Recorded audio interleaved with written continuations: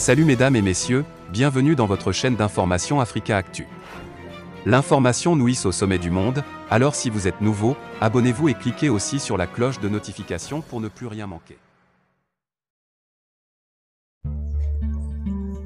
Guerre en Ukraine, la visite de Volodymyr Zelensky sur le front donne de l'espoir. Aux 103 jours de l'invasion russe en Ukraine, lundi 6 juin, Kiev affirme avoir repris la moitié de Suevierodonetsk et progressé dans cette ville du Donbass sous le feu intensif des forces russes. Volodymyr Zelensky s'est rendu dimanche auprès de ses troupes sur la ligne de front dans l'est du pays où il s'est entretenu avec des militaires, a-t-il annoncé dans une vidéo. Le président ukrainien s'est également rendu à Zaporizhzhia où il a rencontré des habitants de Mariupol. La capitale ukrainienne Kiev, qui reprenait un semblant de vie normale, a été frappée dimanche à l'aube par plusieurs frappes russes, les premières depuis la fin d'avril.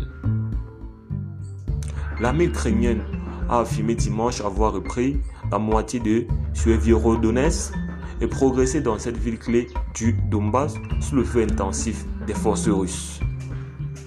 L'Ukraine ne jouera pas la Coupe du monde de football. La sélection nationale s'est inclinée dimanche soir à Cardiff 1-0 face au pays de Galles en finale des barrages. Après des avancées, la situation s'est aggravée pour les forces ukrainiennes à Suevierodonetsk, actuel épicentre des combats acharnés avec les troupes russes, a annoncé lundi matin le gouverneur régional. Je cite, « Les combattants sont très acharnés à Suevierodonetsk. Nos défenseurs ont réussi à contrer, attaquer et libérer la moitié de la ville. Mais la situation s'est aggravée pour nous. » Fin de citation, a déclaré Serhiy Aider, gouverneur de la région de l'Ourjkhan. Sur la télévision ukrainienne 1+1 sans plus de détails.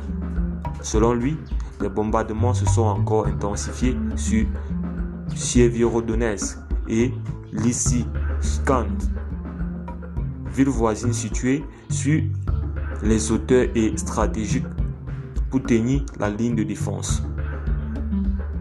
Les Russes détruisent tout avec leur tactique habituelle de terre brûlée, pour qu'il ne reste plus rien à défendre, a-t-il accusé.